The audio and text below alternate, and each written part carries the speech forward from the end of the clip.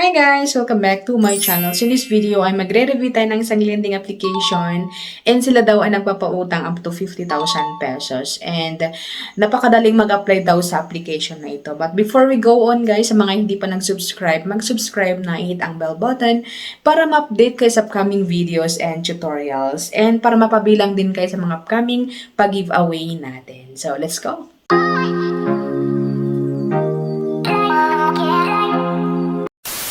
Welcome and welcome back to my channel. So in this video guys is i-review natin ang isang lending application na up to 50,000 pesos daw ang pwedeng mautang sa kanila. Ayan. And napakabilis daw mag-apply dito. Ayan. And of course ay meron din silang pa-VIP daw. Ayan. So ang application na ito guys ay si X Meta. Ayan. So si X Meta nakita ko lang sa Google Play Store. Ayan. At bagong-bago siya guys. So syempre ang trabaho natin is mag-review sa mga lending application. So i-try natin ito kung maganda siya or hindi guys. So, wag muna kayo mag-download guys.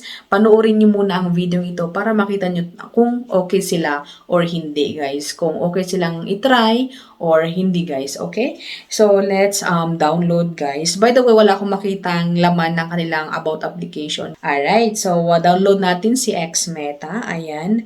And sabi dito, featured food. So, parang may pa-Shopee effect siya. Ayan. And then, meron silang quality business. Ayan. So, after natin ma-download guys, ay makikita natin dito, syempre na dapat daw i-allow natin ang location natin, device location.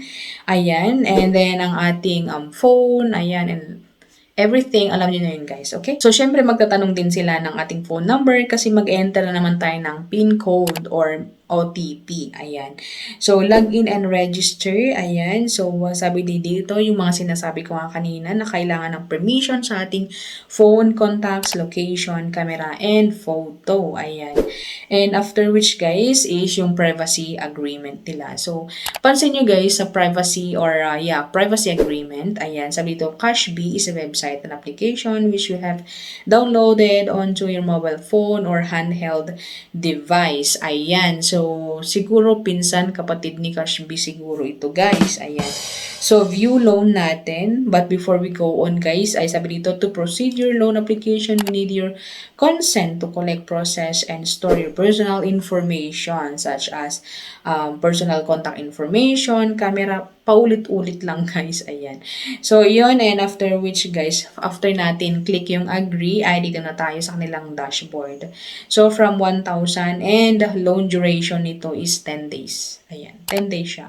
And then application or apply loan and dito na tayo mapupunta agad-agad sa identification. So, maglalagay tayo ng mga information. Ayan. So, ID type, yung pa-upload, pa-picture sa ating ID, and pa-selfie if merong pa-selfie. Ayan.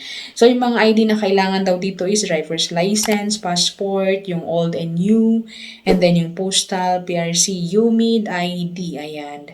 And tatanungin din sa atin yung educational level, marital status, number of children, Facebook link. So, ayan.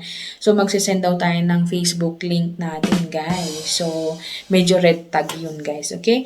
And then, address, ayan, sa province, city, address line, period of residence, accommodation services, or accommodation status. Ayan. May tuturo sila, guys, kung paano kumuha ng Facebook link. So, ayan, sa screenshot. Ayan. And then, after which, guys, is nangangailangan sila ng 3 emergency contacts. And parehas nga sila ni Cashbee kasi nangangailangan din sila ng mga backup emergency contacts. Sabi dito, guys, we would not disturb the backup emergency contact unless you and your emergency contact are uncontactable, and we will proceed or provide at least 5. Pero 9 yung nakalagay dito, o diba?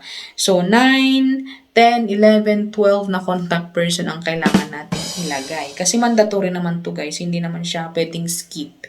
Ayan. So after which guys is ang ating work naman. So click natin kung anong work natin, unemployed or employed, ganyan. Pero magtatanong din sila ng mga ibang katanungan. And like this, additional requirements, take a clear photo of your latest COE, kahit unemployed may ganito guys, over.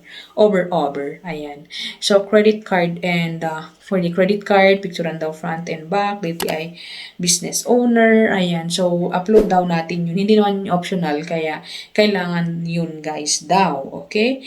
And then, next is yung ating loan amount na naman, ayan. So, from 10 or 10,000, yung nasabi ko kanina, to 50,000 pesos. Ayan, so, magpili lang tayo dito and sabi dito, processing agad-agad, o diba? And ang pwedeng ma-approve dito, ang first loan is 4,000 pesos. Ayan. So, parehas na parehas talaga sila ni Cash B, mga kaibigan. Ayan. So, 4,000 pesos and meron silang medyo malaki-laki na service fee. Ayan. And then, meron silang VIP cash rebate pero hindi naman ramdam ng ating bulsa, mga kaibigan. Ayan. So, receive amount is 2,680. Ayan. And then, if you wish, then you will send or submit yung application kung okay sa inyo guys. Kasi 10 days yung loan term nito, ayan, and medyo malaki-laki naman yung kanilang total fee or yung kanilang service fee. May rebate sila pero hindi naman ramdam ng ating kabulsahan, ayan, and yun guys, so parehas na parehas talaga nila ni Cash B. So, ngayon ay sinerch ko po yung X-Meta lending sa SEC. So, unfortunately, ay hindi ko po makita. Ayan. So, kahit anong search ko po sa X-Meta Lending Corporation is wala sila. Ayan. So, yun nga nasabi ko kanina na wala po akong makita sa kanilang about application. Ayan. So, yun talaga, hindi pa siguro sila registered talaga. Ayan. So, ang kanilang application is meron silang registry number pero hindi ko talaga ma-search, guys. Ayan. So, ayun, at yun po ang review ko kay X-Meta Lending Corporation. Bagong-bago pa lang talaga to. So, siguro on process yung mga ibang details or mga application nila sa SEC, ganyan. So, hindi ko lang sure kung ganun na nga, guys. So, sa mga nakapag-try kay X-Meta, please comment down below kung ano mga naranasan nyo, kung magkano ang lend or magkano ang na-loan nyo sa kanila. So, that's it my video and hope na nakatulong sa mga naghahanap ng utangan ngayong 2024. Hope to see you in my next one. Bye!